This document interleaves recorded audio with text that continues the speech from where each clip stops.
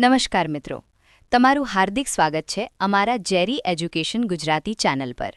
Video શરૂ કરતા પહેલા વિડિયો ગમે તો લાઇક જરૂર કરો, તમારા મિત્રો સાથે શેર કરો અને અમારા ચેનલને સબસ્ક્રાઇબ કરીને બેલ આઇકન દબાવવાનું ભૂલશો નહીં, જેથી દરેક નવી વિડિયોની નોટિફિકેશન તમને સૌથી પહેલા મળે.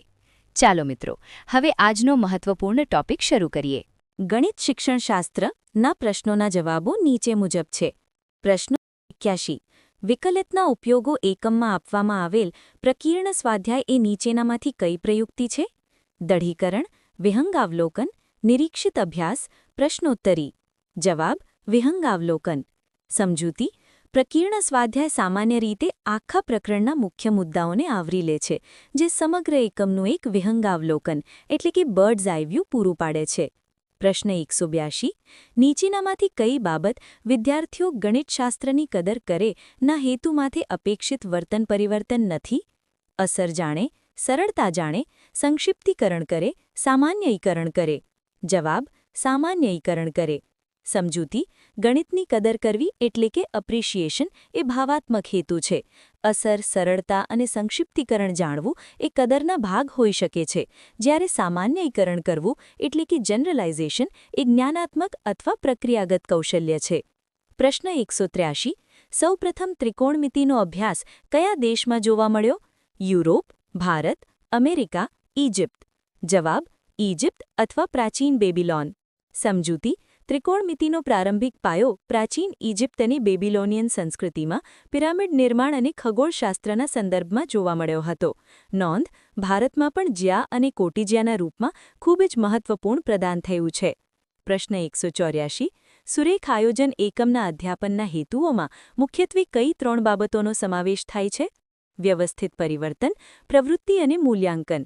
પ્રવૃત્તિ, મૂલ્યાંકન અને દિશા. દિશા, વ્યવસ્થિત પરિવર્તન અને પ્રવૃત્તિ. મૂલ્યાંકન, દિશા અને વ્યવસ્થિત પરિવર્તન. જવાબ: મૂલ્યાંકન, દિશા અને વ્યવસ્થિત પરિવર્તન. સમજૂતી: શૈક્ષણિક આયોજનમાં હેતુઓ નક્કી કરતી વખતે દિશા નિર્ધારણ, તેને અનુરૂપ વ્યવસ્થિત પરિવર્તન અને અંતે પરિણામોનું મૂલ્યાંકન એ મૂળભૂત ઘટકો છે. 200. વિદ્યાર્થીઓના વર્તન પરિવર્તનોની ક્રિયા કે કાર્યના કૌશલ્યનો સમાવેશ નીચેનામાંથી કયા ક્ષેત્રમાં નથી? સાચો જવાબ: બોધાત્મક ક્ષેત્ર. સમજૂતી: ક્રિયા અને કૌશલ્યનો સંબંધ મનોશારીરક કે ક્રિયાત્મક પાસાઓ સાથે છે, જ્યારે બોધાત્મક ક્ષેત્ર જ્ઞાન અને સમજ સાથે જોડાયેલું છે. 201. શ્રેણિકની સંકલ્પના સ્પષ્ટ કરવા વર્ગમાં શિક્ષક તરીકે કયા અભિગમનો ઉપયોગ કરશો?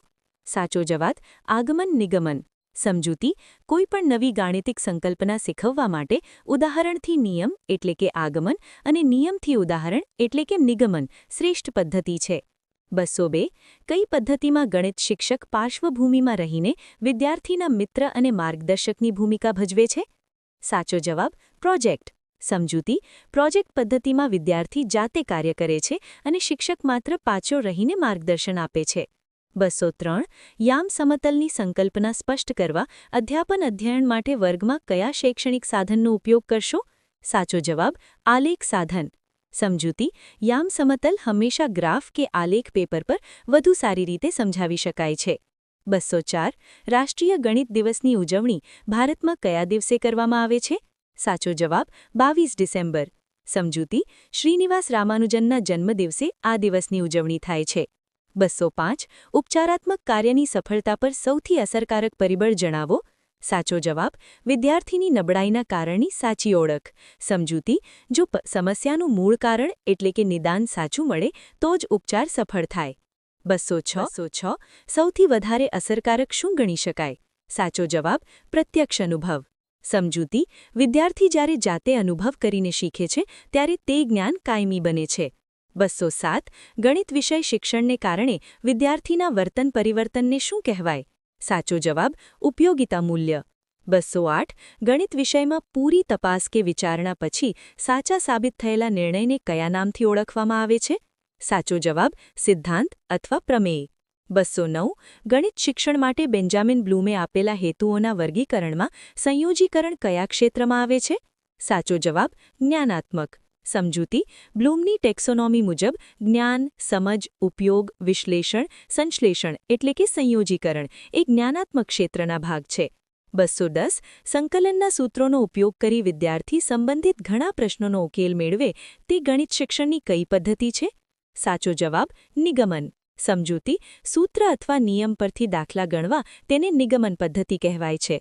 211 એક શિક્ષક માટે વર્ગખંડમાં અસરકારકતા અને આત્મવિશ્વાસ વધારવા માટે સૌથી અસરકારક પરિબળ કયું છે? સાચો જવાબ પાઠ યોજના. સમજૂતી પૂર્વ તૈયારી કે લેસન પ્લાનિંગ શિક્ષકનો આત્મવિશ્વાસ વધારે છે. 212 ગણિત વિષયમાં પ્રોજેક્ટ એ કુદરતી વાતાવરણમાં થતું સમસ્યાનો ઉકેલ શોધવાનું એક કાર્ય છે. આ વિધાન કોણે આપ્યું છે? સાચો જવાબ સ્ટીવનસન. પ્રશ્ન 198 ભૂમિતિના અધ્યાપન માટે સૌથી અસરકારક પદ્ધતિ કઈ છે? સાચો જવાબ વિશ્લેષણ. સમજૂતી ભૂમિતિમાં પ્રમેયો કે કોયડાઓ ઉકેલવા માટે વિશ્લેષણ પદ્ધતિ સૌથી શ્રેષ્ઠ માનવામાં આવે છે. તેમાં અજ્ઞાત પરથી જ્ઞાત તરફ જવામાં આવે છે, જે તાર્કિક વિચારધારા વિકસાવવામાં મદદરૂપ થાય છે. પ્રશ્ન 199 હર્બર્ટ સ્પેન્સરે આપેલા તાસ આયોજનના સોપાનોમાં નીચેનામાંથી કયું ઘટક નથી? સાચો જવાબ મૂલ્યાંકન. સમજૂતી હર્બર્ટના પંચપદી સોપાનોમાં પ્રસ્તાવના, વિષયભિમુખ અથવા હેતુકથન, વિષય નિરૂપણ, તુલના કે સાધારણીકરણ અને પ્રયોજનનો સમાવેશ થાય છે. આધુનિક શિક્ષણ પદ્ધતિમાં મૂલ્યાંકન એક અલગ તબક્કો છે, જે હર્બર્ટના મૂળ સોપાનોમાં સીધી રીતે આ રીતે દર્શાવેલ નથી. પ્રશ્ન 200 વિદ્યાર્થીઓ ઉચ્ચ અભ્યાસમાં કે વ્યવસાયમાં કેટલો સફળ થશે તે માટે કઈ કસોટી ઉપયોગમાં લેવાય છે? સાચો જવાબ અભિયોગ્યતા કસોટી.